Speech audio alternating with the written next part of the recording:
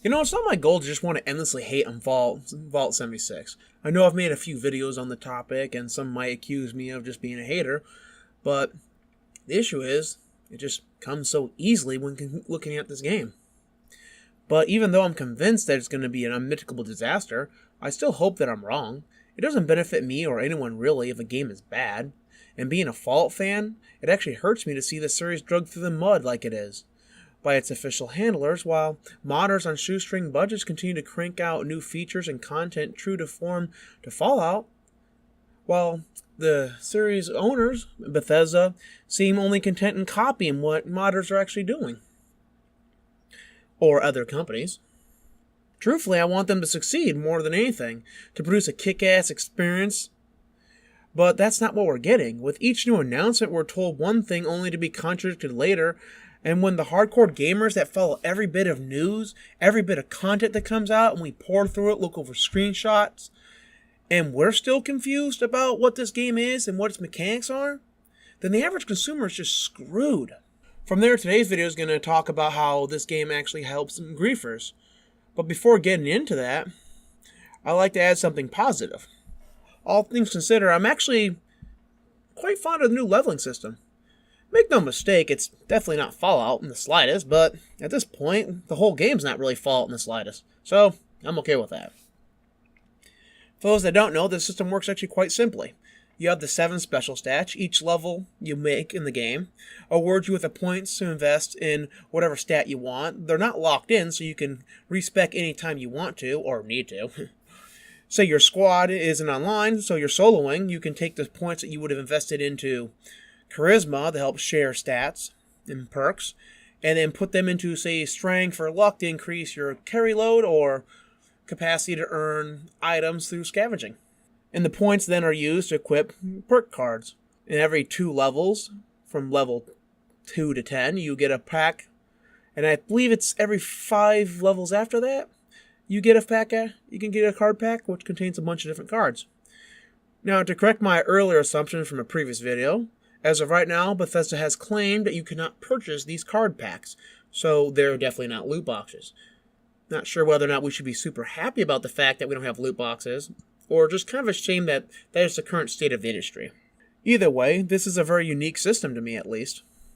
You know, I'm sure someone in the comments is going to come along and say, oh, this game did this here, or they're copying it from this game, and by the way, if you do know what game this actually might come from beforehand, comment below. But otherwise, this is actually a nice surprise. Now, while the leveling system might be great, the rest of the information presented at QuakeCon was not so much. While they're telling us this game will not have a lot of griefing and PvP, will be neutered, they released a trailer showcasing the exact opposite. Of course, not everyone will be quite so neighborly. Beware the clever ploy. In the event of catastrophe, search for opportunity. Prepared for anything.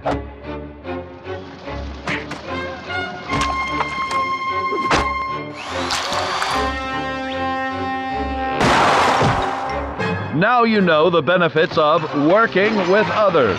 You are completely prepared for the world above with exciting new social skills.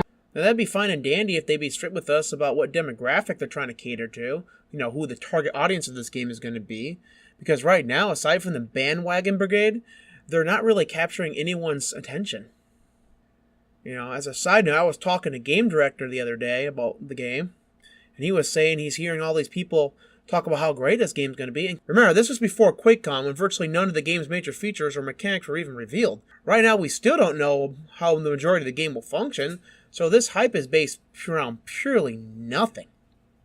While companies like Rockstar are showing that Red Dead Redemption 2 will feature one of the most reactive worlds with a plethora of options to interact with the world, including ways to deal with the hostile encounters, Bethesda just goes about assuring us that these mechanics will just be in-game, and don't worry about it, guys, we got this covered. And it'll work great. The greatest thing to take into consideration about this game's hype is that a mod's announcement trailer has been better received and has more hype about it than the entirety of this game. And most hardcore fans are looking forward to the new California mod. I know I sure as hell am. As what was revealed during QuakeCon, we found out a few interesting mechanics that center around how PvP will be handled. The system for PvP works like a civilized duel where both sides agree to the fight. If you aren't interested in fighting, like I said, there are supposedly ways to get out of it, though they're not clarified as to how they're going to work or what they're going to be.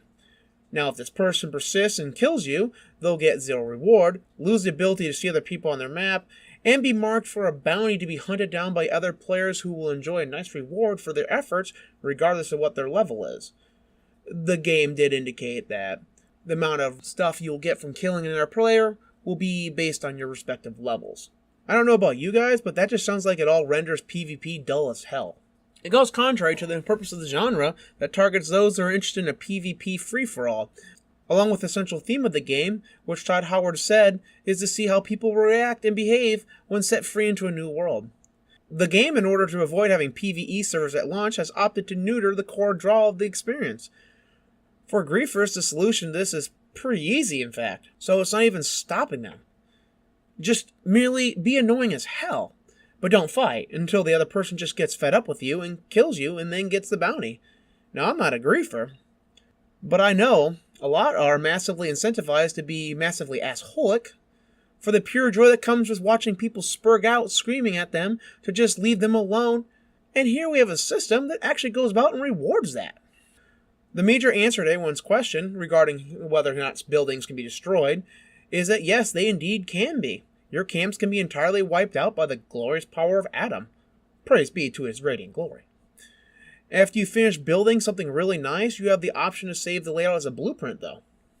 It is unknown if these are updatable because if a griefer finds your place in the middle of construction, or, Adam decides to grace you with its presence, you'll find those 4 hours of work going poof if it's a one-time save system.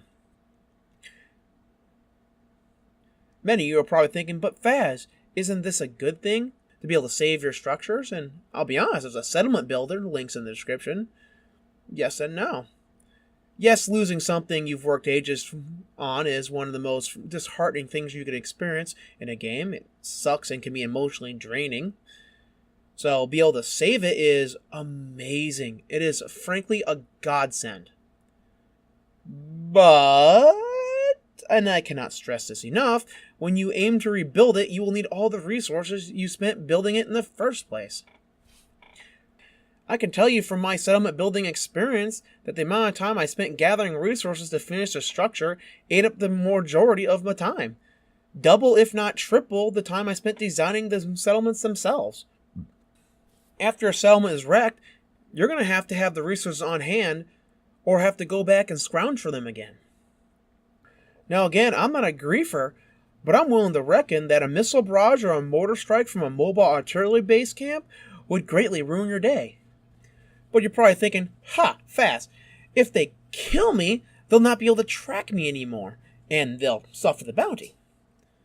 And that's a pretty legitimate problem. Unless they have one person on their team that just doesn't kill you or involve themselves in killing, or take them off their team and re-add them afterward. So now they can continue to track you, or other people. If you watch videos on Rust, you'll find that a lot of trolls actually work in teams of 2 or more. So that is not something that's going to be out of the ordinary. Now, speaking of which, I'm going to call this right now. There are going to be griefer teams that kill people to get the bounty on their head, retreat to a heavily fortified location that's difficult to assault or approach, and just revel in killing players over and over and over again. Especially with one member being the bait while the other 3 are able to collect the rewards from combat, then to share them amongst the one person that's the bait. Not that griefers need a reward beyond the satisfaction of your tears. The sad reality is, this game reeks of development by committee and in a bubble. The number of times the developers have said how their design works in the office as they're playing amongst themselves as a justification that it'll just work when it's put into hands of the people that are either toxic, a general consumer, or a griefer is quite maddening. I cannot say if the developers are approaching this from an insane naivety, or if this is the best marketing they can come up with. Considering how the company has delved into slandering its consumer base, legal terrorism that, as Raging Golden Eagles put it, resorted to the Bill Clinton defense, both possibilities really cannot be ruled out. I really want this game to be good. I want an epic fall experience that people will have to tell me to shut the hell up about. And that's not what we're being given here. Thankfully, Fallout New California, as I said, drops later this year, so us fans won't be left high and dry waiting for a real fall experience. Stay safe out there as you explore the wasteland. Thanks for listening, and peace out.